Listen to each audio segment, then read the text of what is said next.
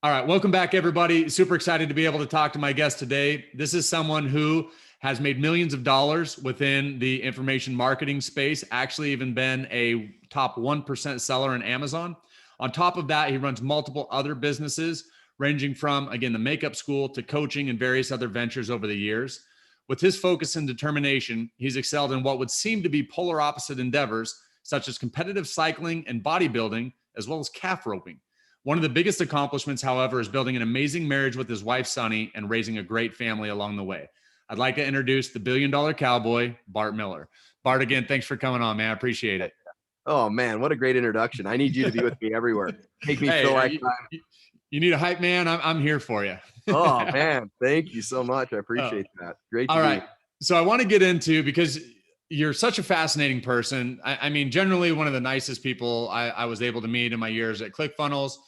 Just a good, you're an Idaho guy. Of course you're a good guy, but I got to ask you, what's with the billion-dollar cowboy? Because I know people are going to want to know, like, what is kind of well, where did that come from? Yeah, that's a great question. So, let's just put back in perspective. When I was a young kid, I was raised by my grandmother, and we were super super poor at that point in time. Like, put it in perspective, we had a coal stove that heated the house. Now, a lot of people won't even know what that is, but really, coal. Poured it in there. It only heated our living room, so none of the external rooms were heated, right? And I was my grandfather that I never really got to know was a horseman, and he stood a really cool stud, and I was in love with horses, and horses saved my life. I mean, they really did. Like, through everything I went through in life, they were my passion. So as I got older, I started to what we call rodeo. Yeah, everybody knows that a little bit. And I did a lot of fun stuff in that space, and was able to accomplish a lot of fun things. And then I decided, when my family was getting a little bit older, they didn't love being freezing cold. They didn't love horses. They didn't love that kind of stuff. So I had to put it on pause, because to me, family was first. And so I sold everything. And Derek, when I mean I sold everything, like every bridle, every bit. I didn't have one horse thing, because it was a very emotional thing for me. Like, it brought up a lot of emotion and a lot of things. But one thing that my wife and I made an agreement on was, when I came back, and I would come back, that we would never leave it again. And so 2 years ago, my little guy Xander, he decided that he kind of liked horses, which, dang, that's too bad for me, right? So I went and had him start to ride my brother's horse, and we saw it was going to stick. So I bought him his first little white mare, and she was absolutely amazing. But when I came back into this, I was kind of at a different point in my life. And so 2 years ago, I hate to even admit this on this podcast, because it's the first time publicly I think I've ever said this, but I spent $500,000 in horse stuff. I came back like in a big way. So when that happens, your saddles are new, your bits are new, your clothing's kind of new. Hey, so how much crap did you get? I got to ask you that when you showed up at an arena or something. Yeah, so I've got a really nice arena. I have got a wonderful, amazing live-in quarters that would blow your mind. I've got a heart trailer that is just my bumper. It's not a bumper. It's a fifth wheel that is kind of got a day stay type of thing in it. I've got my cow hauling trailer, because you can't haul your cows in your horse trailers. So I've got a cow hauling trailer. I've got 2 Duramax pickups, and I leave one hooked up all the time. It's my big fancy dually. I mean, I could go on all day, but I kind of went all in. And so all my old friends, which is, this, once you've networked into a thing, people don't just forget you. So I would show up at these ropens, and when I would walk in, everybody's like, "Oh, you're back.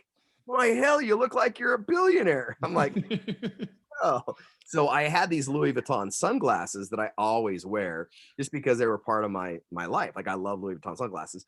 So they saw the Louis Vuitton sunglasses, and the name of the billion-dollar cowboy came, because everybody started calling me the billion-dollar cowboy when I show up at Ropens. The announcers that start to announce me as that. And so anyway, I show up at ClickFunnels, at Inner Circle stuff, and Russell's like, "I hate that name." Like, but anyway, it kind of stuck amongst a lot of people and everything like that. But so I don't know if that answers you, but that's how I got the name. Oh, that's good stuff. It's funny because before my dad died, my sister bought a new horse trailer, like a fancy horse trailer, right? And so he used to always call it her queening horse trailer. It couldn't Yeah, just be a horse trailer because it was fancy. So no, I get it. That's funny. yeah, So no, so you grew up super poor. Uh, like what? Because one of the things I know that people really love to hear about is, when you kind of maybe don't come from a super privileged background, but then you build up to where you can be called the $1 billion cowboy because you have all the nice stuff. yeah, Like, where did that transition happen? And maybe more so, like, how did that happen to go yeah, from growing up super poor to now being somebody who makes obviously good money? yeah. So can we be vulnerable and transparent on this podcast, or we got to just Absolutely. blow a bunch of smoke? Absolutely. All right. So as a cowboy, you always have to keep your word, and that's one thing you'll find that's I love about the culture of the Western culture. And so I'm just going to be brutally honest with you. Um, pain. I figured out that pain outweighs pleasure in a really quick hurry in my life. Right. When you're really really poor, there's a lot of pain that comes with that. Now I know a lot of people on here are like, oh, come on. But reality is you see a lot of your friends around you that go do things that you can't do. You start to see things from a different lens because they're not always as easy as you want them to be. And I remember going out feeding cows every single day and wishing that I had a tractor with a front end loader instead of having to pull a bell behind the tractor. And there was a lot of stuff like that. And the pain of that was a real driving force for me. And I knew that I was going to escape this no matter what happened in my life. And so I really learned this thing called pain versus pleasure. And I coach on it still to this day. When the pain outweighs the pleasure, you're going to get a lot of shit done because we always address pain first. And so I knew that. I saw that. And so when I was starting my career out, I was lucky enough to attract a gentleman that was in sales and he owned a huge construction company and he happened to be a distant relative. And he introduced me to a lot of principles and things to that nature. And he started to mentor me. And then I figured out the importance of a mentor and what they can do in your life. And that started to point me in directions that, praise the Lord above, that made huge impacts in my life. And then I started to grow from there. But the real answer to it is that I wanted to avoid the pain in my life that I was facing. And so I had to figure it out. And it drove me to become who I am today. No, it's so good because I think that a lot of people, they view the process of maybe accumulating some of these things like you're talking about as being painful. But I always look at it to where, real pain is talking to your wife about not being able to pay a bill, Yeah. right? Or telling your kids that they have to go without because Yeah. you can't afford it. Yeah. But I think a lot of people get stuck there. So I mean, and I know that you've coached a lot of people and you've inspired a lot of people, and we'll get into more of the stuff that you've done in your life. But maybe if there is someone that's like, man, COVID's been brutal. It's like I don't even know what to do. Yes, it sucks. I'm in pain, but like, what do I even do? What would you tell someone like that? Yeah. I'll tell you what so I had this aha moment about 5 years ago. And so I hire coaches, a lot of coaches. You're going to find that out as we go through here. And one of the things I demand from my coaches is brutal honesty and to push me to my limits. Okay. And that was just one of those things. It's just, so if I hired you, Derek, that's what I would expect from you. Right. And you'd be okay with that. And you'd dish out a lot of things that would be damn tough for me to face and to probably go through because you want me to grow. But that's what I'm expecting from you. Right. And in that, one day I remember I was saying my prayers. I was like, God, you're putting me through all this pain. And I mean, I'm going through hell right now. Like, why? Why are you doing this to me? And all of a sudden, it was just like this voice of him saying, you pay others. You pay others to put you through hell. Yet when I put you through hell and I test you, you're mad at me. You get ticked off at me, but you don't get mad at them. You actually pay them. You're grateful for them. And you're so excited that they're pushing you to the next level. But when I do it, what do? You get mad. You get pissed off. You're frustrated with me. You tell me off. Why aren't you helping me? When reality is, I'm doing exactly what you've been paying these others to help you do, but you're never grateful. So once you decide to be grateful, then we can talk again. And I was like, oh shit. Wow. So what I tell them is this: we sometimes cuss things that we've been demanding for our entire lives. We let somebody else get away with doing it, but when it happens in a different way, we look at it from a different perspective. So I would say stand back and look at what the blessings that this has brought you, not the problems that it's brought you, and be grateful. Dang, that's so good. That is so good because, and it is funny, right? Like how often do we pay people, trainers, right? Get me in shape. Okay, we're going to put you through pain. I don't care. Just get me in shape. But then when it comes to more, like you said, like the spiritual side of it, it's like, oh, God hates me. You know, what did I do wrong? What did I do to deserve this? So I no, was 100% that person. I hate to admit it, but there yeah, was times I was like, you're putting me through way too much. And God was like, really? Like, come on. But honestly, yeah, anyway, lesson learned. yeah, no, that's great stuff. And I think that that's something too that people can really look at and appreciate and be able to implement. I mean, even for me, I'm like that makes such great sense. It's crazy. I've never looked at it that way. So no, that's great. Now, the other thing too that you've done is you're a bodybuilder, right? So you kind of come from like the cowboy side, if you will, the ranching side of it. Did you actually grow up on a ranch then, like most of your upbringing? So it wasn't a ranch. It was a small farm. We only Okay. had 40 acres, but back then it was, we had the tractors, we baled our hay, we did our thing, we raised cows, that kind of stuff. But Yeah. yeah, I came from a farm, but I wouldn't quite call it a ranch. Yeah. Okay. So you go through all that. Did you go to college? So I did. I go into college. College found out it really wasn't for me, and I wasn't for it. And Same that's here. a story. That's a story within itself. But yes, I did go to college. In fact, trivial thing, I went to college on a dance scholarship. Believe it or not. On a dance. How did that work? Being a farm boy Yeah. on a dance. The anomaly of Bart Miller lives on, man. Yeah.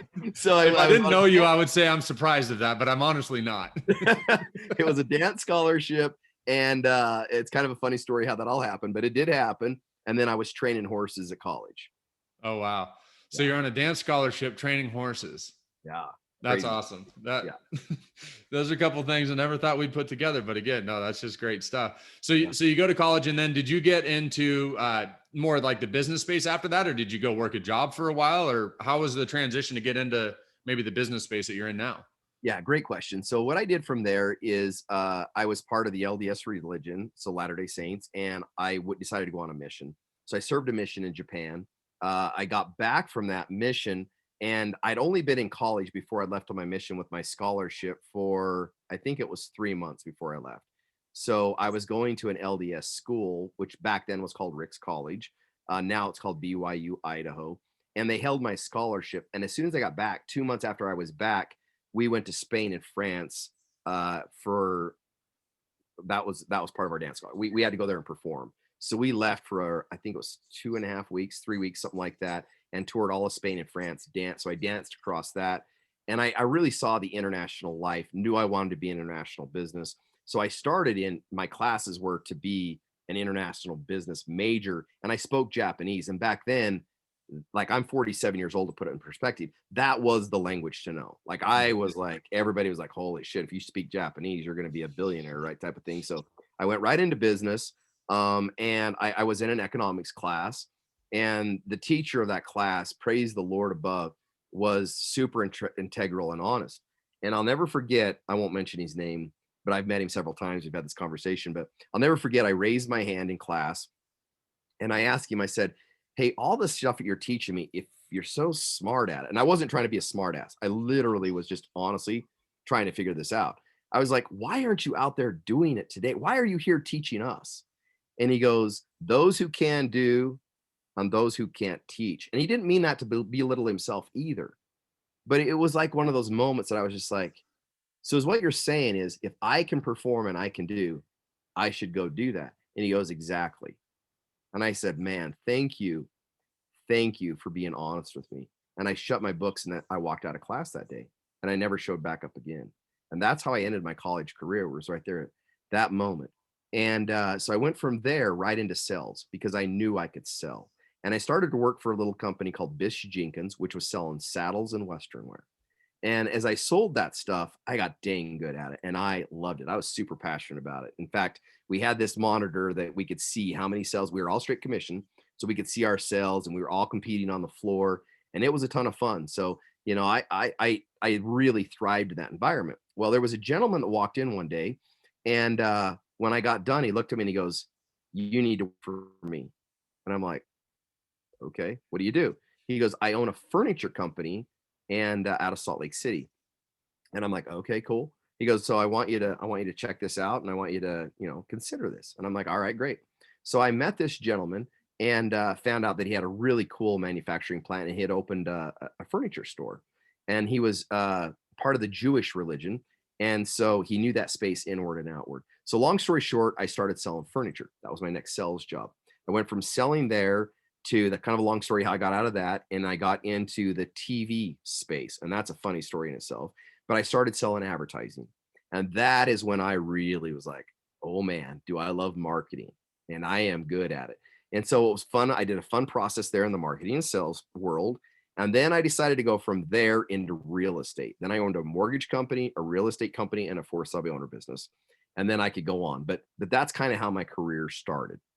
So was every time you'd kind of take that next jump, because I know like even for me, when I walked away from ClickFunnels, it was always like, okay, where do you go from here? How do you know if this is the right thing to do? Do I go off on my own or that? Like, did you Yep. ever have a process that you went through to be like, okay, I'm going from furniture to real estate? Or was it just like things just kind of happened and fell into your lap? Or how do you make those decisions like that?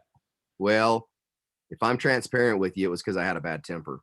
And that's really what it came down to. So in the furniture space, we had a commission structure set up and we were supposed to get a bonus. And the manager over both stores decided not to give me that bonus. And to me, I felt it really pissed me off. So I basically told him, screw yourself then. I quit. And he goes, you can't quit. You're making too good of money. And I said, look, man, no one controls this kid. I'm out of here. And literally, it was 10 o'clock in the day. He had nobody to run his store. And I walked out the front door and left it wide open. Got in my car and left. And back then, cell phones were not the cheapest thing, and not everybody had one. And I did happen to have one at that point. He called me several times. I didn't answer. Finally, the owner of the store called me, and he's like, "Hey, I understand what happened. I apologize for what happened." I said, "Look, no apology needed, but this is just my morals and ethics. And, if you can't do that, I'm not going to do this." And what was cool about him was he mailed me the check for what he owed me, even though the supervisor is the one that kind of the whole thing started around. So he was very integral. But at that point, I was done. So I'd left that. And so I was in, like, not going to lie, panic state, pain versus pleasure again. Right. So it's that pain mode. And so that kicked in. I was married at that time. So it really kicked in because they have to go home and tell your wife that because of your temper, you just quit a very profitable job. And my father-in-law was in a little bit of a freak out mode. And so he was in the newspaper. Anyway, long story short, he told me an advertising company, which was a TV station, was looking for somebody. So I feel like I'm kind of going on this, but just bear with me. It's kind of funny. But anyway, so I went and applied for this job at this TV station that he told me.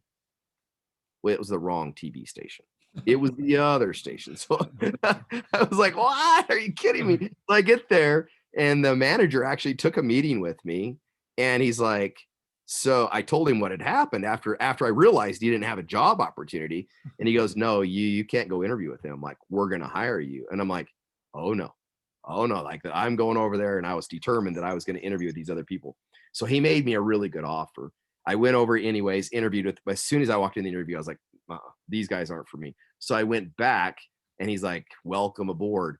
And he was the one that mentored me in my marketing journey. And thank goodness for him. And that was owned by Retlaw Broadcasting. If you spell Retlaw backwards, it's Walt Disney. A lot of people don't know that Lillian Disney was from Idaho, and he owned that TV station in Idaho Falls, Idaho, believe it or not. And Oh, so wow. we were owned by Walt Disney.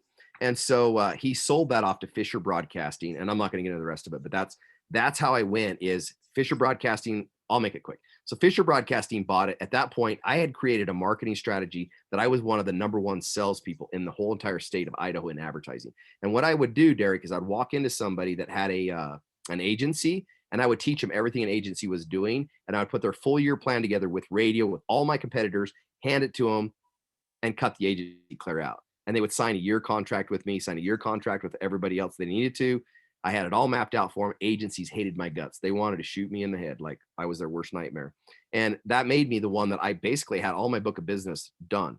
Well, Fisher, when they bought the company out, they said, "Hey, we want you to go help coach this." And I'm like, "No." Long story short, we got in a little bit of a tussle. I quit that job And that's how I got into real estate. Man, Wow. really rebel, but there you go. That's how it happened. So basically you kind of kept moving your way up because you weren't willing to accept stuff though, right? Because I think that that's so much that most people are willing to kind of eat the proverbial shit sandwich just because Yep. they've got a good job, they've got the benefits. Yep. But it seems like the people that I talk to who are the most successful are the ones who kind of have their expectations at a certain level.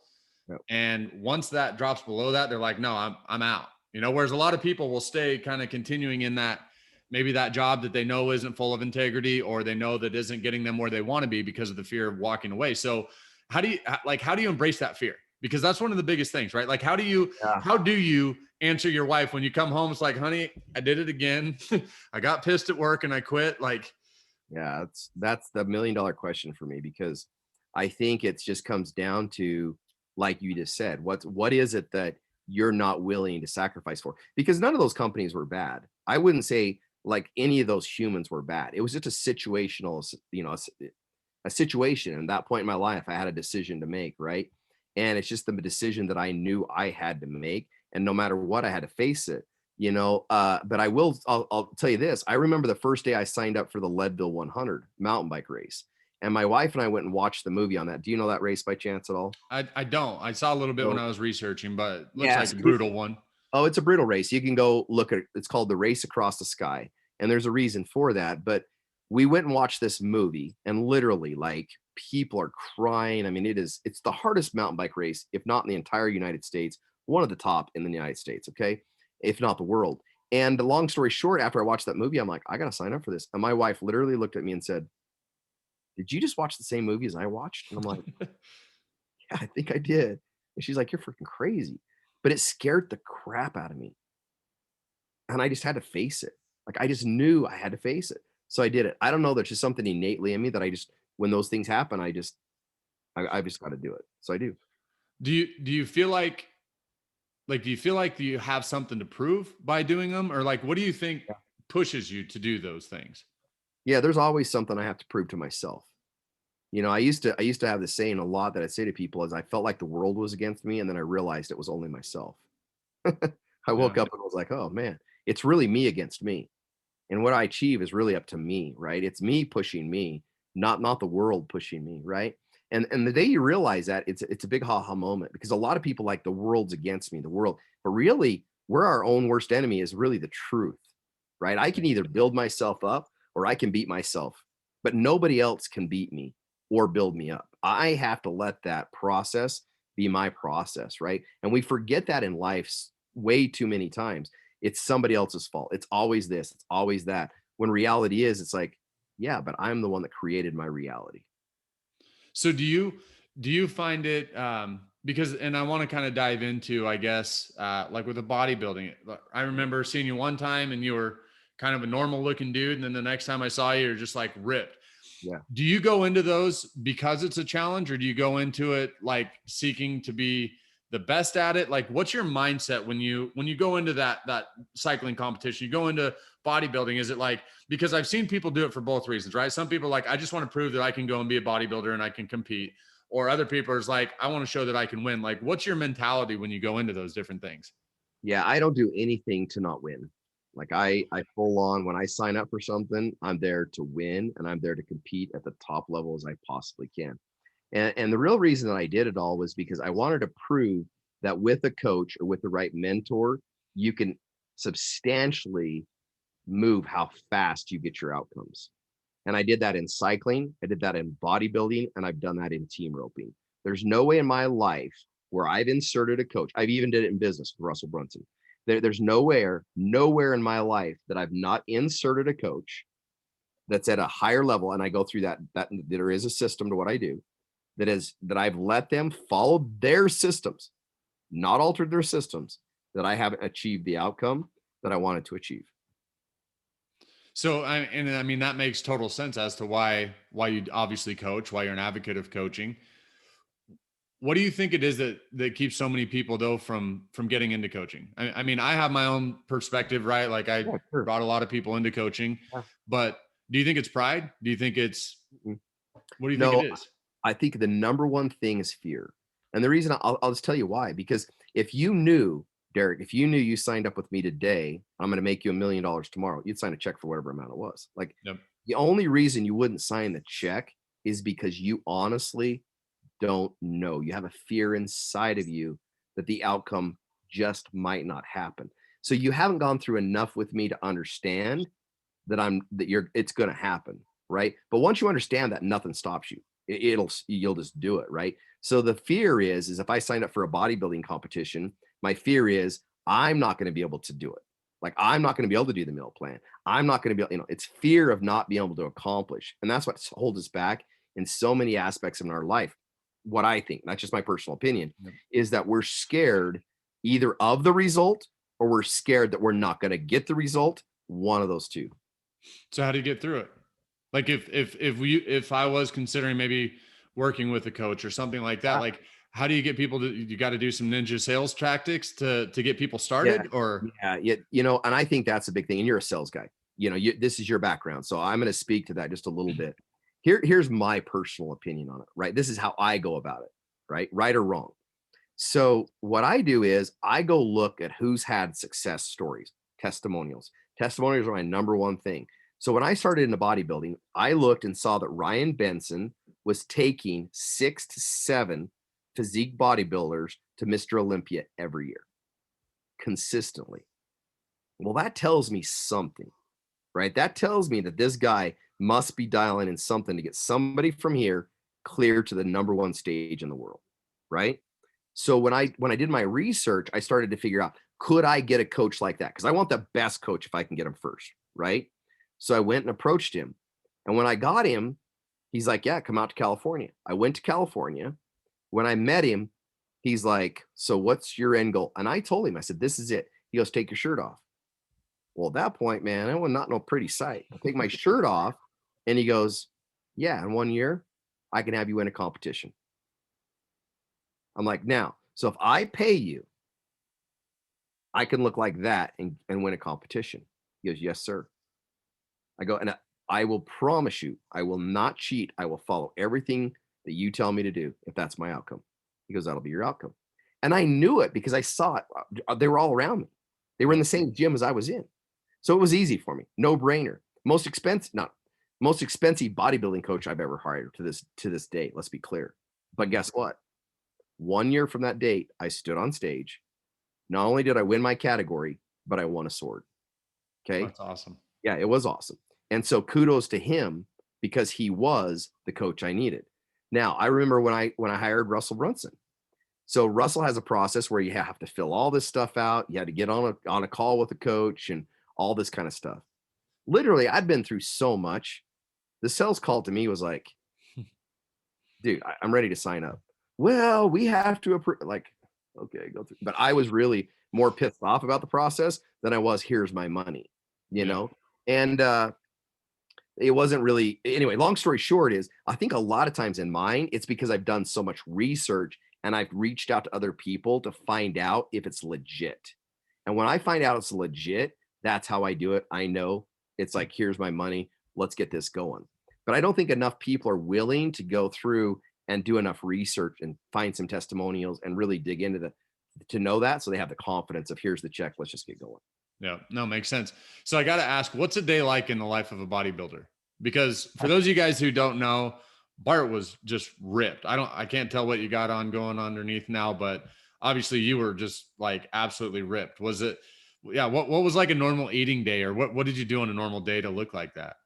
Yeah, so obviously your system changes and when you get into prep, right? So up until the time that you actually you've got like a month or 2 months out from a show, it's very different than when you start getting closer to the show. So it depends on what part of the journey that you're talking about. But the reason you see all the abs and you do all that kind of stuff is because you start to deplete out, right? But what people don't realize is I was eating more food than I've ever eaten in my entire life, the entire process. Most people say, I would die, I would starve to death. And its reality is, no, no, no. You'll be eating more than you've ever eaten in your life. The difference is it's like a horse. What do we feed horses? Alfalfa, hay. Every single Yeah. day. Do they get anything else but hay every single day? No. Okay. That's the problem we have. You eat the same, well, not everybody. You can mix it up. I'm just telling you in a nutshell, right? If you want reality, right? You're eating chicken and rice. You're eating very basic things to make shit happen. That's the problem. You're eating a lot of it, but you're eating so clean and you're eating the same things that the process can work. And so you've got to be very mentally strong because when other yummy things come into play, Yeah. you have to say, no, I'm a Ferrari. I'm only eating for one purpose and one purpose only. And that's to be where I want to be, right? Because I'm eating for this body. And so I think that's the hardest mental thing. Now, let's be clear, there's going to be a lot of people on here that I know you don't just have to eat rice and chicken. I'm not so ignorant to not know that. I know that. But I am telling you that the things that we do eat, generally speaking, are not ice cream. It's not brownies. It's not the cupcakes. It's not all that stuff, even though once in a while you can do that. So bear with me. Don't bash on me. I get it. But that was the hardest part is mentally understanding you have to measure your food, understand that you have to eat certain times of the day, and understand that it's a process and it's a system. No, absolutely. I mean, the willpower of those guys, right? Because I know a lot of people kind of bag on bodybuilders, but I remember it was probably been 10 years ago. I was going through P90X Mhm. and I was like 2 months into it. It was kind of starting to look a little better, starting to feel a little better. And we went to this picnic. And I remember there was this guy with the shirt off and he had the abs and everything else. And somebody I was with was like, yeah, I was gonna like, look at that douchebag. And I was like, no, like I've been doing P90X for 2 months. If I had a six pack, you would never even know I owned a shirt. So Amen. you can call that guy a douchebag all you want, but when It's a you fact. know like how much work it takes to get that six pack, Yep. dude, if I was him, I would never wear a shirt. So no, I mean the willpower, the mental ability to eat what you need to, let alone obviously working out and doing that regimen. I mean, it's fascinating to me. So kudos to you for doing that. So Thank now I you. want to flip though to the other side of this, which is how in the hell do you get into a makeup business? Well, that's a story within itself. So I happened to have lost everything in another business, and I didn't even know how to turn on a computer. Luckily, at that point in time, which is kind of a long story, I was able to go to Chet Holmes, Tony Robbins, a huge business event. It was $30,000 to go to this event. It's the first time they were ever doing it, Las Vegas, Nevada. Gary Vaynerchuk was there, Onick. I mean, all these people that today are like big superstars. And then they were barely getting started. Brendan Burchard, all these guys, okay? They were all on this stage talking about internet marketing, this, that, and the other. I had another guy that was helping me do some stuff. Long story short, the moral of the story was you had to find something that was recession proof, bulletproof, and that you could sell internationally. That was the goal. So I started doing all this research and studying and found that makeup even sold in the worst time of World War II. Women were still buying lipstick. I'm like, this is it. Yeah. And then, long story short, I started to find out who was the number one makeup artist in the world, who had the best system, because I only buy systems and invest in systems. We always think that we're buying what we really invest in, Derek, is systems. The person who is delivering the system is the attractive character. They're just the delivering mechanism, but we're all buying systems. So anyway, I invested in systems. I was very, very good that way. So I invested in this. We started to put the makeup school together, and that's been 11 years ago today, and that thing still is going, still does very well. Super excited about it.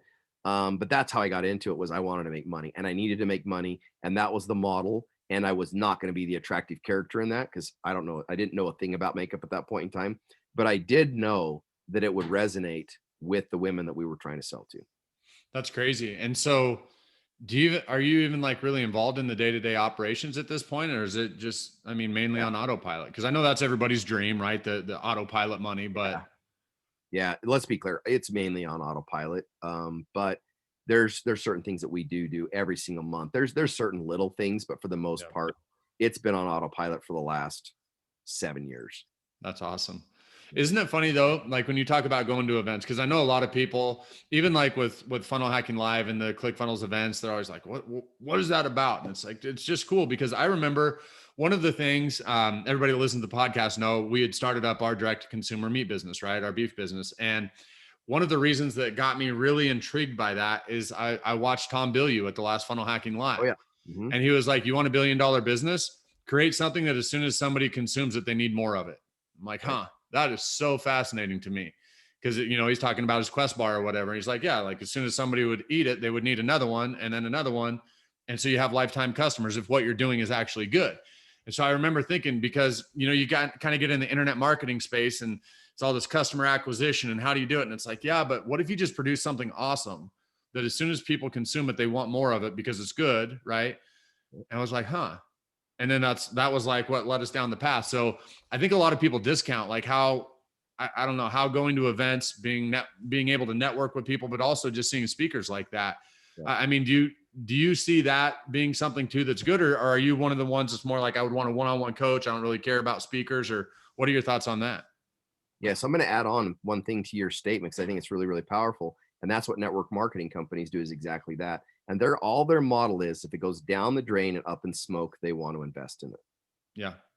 Down the drain and up in smoke, right? So just think about that when you're creating something, because I think that you're dead on. Now, the importance of events, I can't even stress. Events get you excited, they get you pumped up, they get you going. The problem with events is this: 85% of the time you come home and you don't do anything because Yep. you're so overwhelmed, right? But the cool part is it introduces you and networks you to new concepts and get your mind rolling. So I'm very, very much a fan of events. I'm more of a fan of group coaching than I am anything. I think group coaching is where you learn the most, as long as you have a really good leader that is a step ahead of everybody in the group coaching program, that can kind of lead all of you together and rise you all together up. I think that's really, really a good model in my personal opinion, but that's the way I see it. But I would never, ever, ever not say to go to events. I think they're really good. And I think they're an important part of what we do, for sure. Yep. Do you do any type of like mastermind events or group coaching or anything like that? So I will have a group coaching program starting this year. So thank you for bringing that up. It will be started this year. I'm super excited about it. What I've been doing now is one-on-one coaching. The reason I've been doing it is our great friend Russell Brunson. Like, he's the one that just like, Bart, man, you've done everything from brick and mortar. You've done all these businesses. You could really help a lot of people. I didn't believe him, but here I am today. And what I do is kind of a hybrid of that. So my group coaching, they all get group coaching one-on-one. That's all day Mondays for me.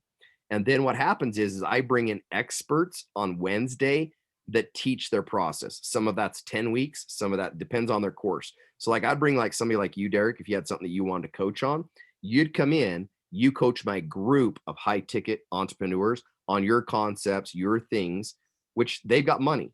Some of them have hired coaches that have been in there to help do like their webinar or help do different things like that. I don't care. I think the more people that they can invest in and grow their business, more power to them. I'm not a fear-based person. So therefore, they get their one-on-one coaching. And so let's say that you coach today in my high ticket coaching. Then instantly what would happen is, on our next call, I will say, hey, anything on Derek's stuff you have questions on, or things that I can help you with or clarify. And then we also get into all the their numbers, things like that I go through with them to excel their business. So that way they get kind of they get the hybrid of it. They're learning from somebody else. They get to see different mindsets, and they get to talk amongst themselves in their businesses and how it fits. But at the same time, they're getting one-on-one coaching. So let's say that they're going through something they don't want everybody else to know about, or there's things affecting their business that are kind of a little more close to their chest that they won't share in a group coaching format. Yep. They get that capability. So mine's kind of a hybrid right now. I am going to do a mastermind itself with 10 people, and it's strictly going to be that type of thing where it's just a high level people like yourself that are wanting to go to that next level type of a program. But yes, that'll be the show. I think masterminds are so powerful. I think the trouble with them is finding the right ones, right? Making sure. I've been a part of some that's like, I mean, I'm not trying to ever say you're better than anybody else, but it's just not the right fit, maybe not the right people. But man, when you get in the right one, amen. It's good stuff. So I want to honor your time, Bart, and I'll start wrapping it up here. Really, the podcast is kind of centered around three things. We love to talk about mindset, or what we call liberation, lifestyle, and legacy. Those are kind of the three pillars that we go through. Obviously, we've got to talk a lot about your mindset, and I love the fact that you've done so many different things. Because sometimes I like, me and my wife have had this conversation, and I think you probably get this, right? Because when you grow up, maybe super rural, but then you're also at an event with a bunch of like kind of high dollar people in a city, and you're like, man, I I get along really well with all my buddies, like out hunting and fishing and tearing stuff up in the middle of nowhere. But yet, like, I don't feel out of place either, like sitting around a table having $100 steak or whatever. Yep. And so I don't know. I love the fact that you're able to do both of those things. I think what Thank I you. would consider to be well-rounded, right? You got your Gucci glasses and your elk ring on, right? I always love Yep. that ring. Uh, but no, so I love that fact of going through the mindset with you. Obviously, the lifestyle that you create. I mean, you're able to go rope calves. You've raised an amazing family. I Thank want to you. get into the legacy side of it with you as we wrap up here, because you have done so many things and because you've met so many people. What do you feel like maybe when you get to the end of this journey here, what do you want the legacy to be for yourself? Yeah, that's a great question. The biggest thing that I want people to know is they can live life. And that's the one thing that I find that I have, like you just said, I've done. I'll never forget the first time that I got in Japan. I was into Tokyo. I Dude, I'd never seen that many people in my entire life. Not only had never seen that many people in my entire life, they all look the same to me. I was like in overwhelm. And I'll never forget that moment, right? You're just like, wow, I'm from Little Rigby, Idaho. Like, and there's buses, trains, people everywhere, right? But it really was like this, wow, I can have a human experience here on earth that's just incredible. The food, I'd never tasted these foods. Amazing flavor. I was like, wow, right? And I promised myself from that day forward that I would leave a legacy of living life. And so with my kids, I've really, really, really, really challenged them to live life. Now, I'm going to add to that.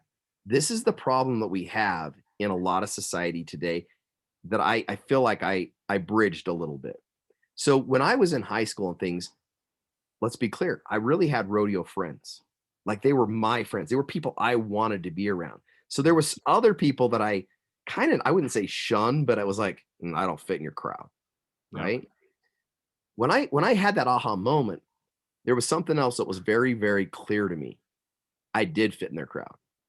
I was the one that was pushing them away, not them pushing me away. And this is what I found. This is how my Rolodex got to be so big, was when I stepped into them and said, hey, I want to kind of be a gamer. And they're like, what? You got a cowboy hat on? Yeah, but you guys are pretty cool. And they're looking at you like, dude, like you don't belong. And I'm like, no, I really do belong with you. And if you don't like the cowboy hat, guess what? It's okay by me. I'll put a gamer hat on. Like it doesn't bother me. I'm not here to prove that I have to be a cowboy in your world. Like I want to learn about your world. I'm here to learn about you. They'd be like, for real? For real. And when you dig into their stuff, all of a sudden, guess what happens to your network of all these people that you would have never on earth get to know? Because you were able to change this hat. We think we have to be this attractive character in every aspect of our life. Well, Superman sure as hell ain't. Kent Clark was a totally different dude than when he was Superman. See, but we're so afraid to go get into a different network and just become part of their culture and learn who they are. But that's how you become a human. Yeah. You experience life. So yeah, I've dressed Russell Brunson in some of the most epic clothes you ever see in your life. But I can still go home and jump and put in a cowboy hat and go ride horses with the best of the best. I can still go get in spandex and go ride bikes with the best of the best. Or I can go take it all off and jump in a bodybuilding gym and lift with the best of the best. Or I can nerd out here on this and talk about internet marketing, the best of the best, right?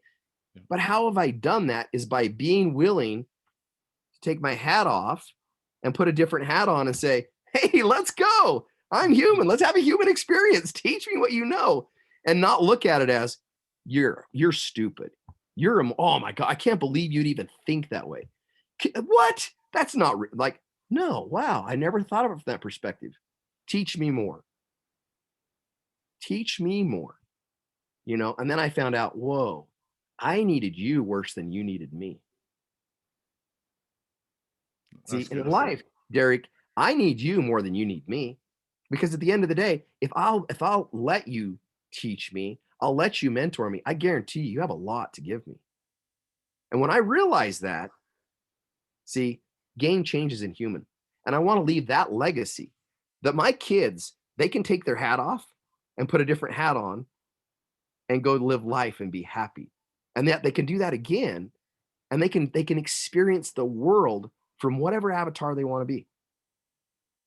So good. It's so good because I think a lot of people look at maybe small town rural people as being very fixed minded, but I also think it happens no matter where you're from. It could be based on your neighborhood. It could be based on where you grew up, whether it's in Riggins, Rigby, Yep. LA, in your community where everything is going one direction. And you're right. I really think that our country would have a lot fewer problems if we were a little more open, like you said, to change hats, see what everybody's got going on, see why they feel a certain way.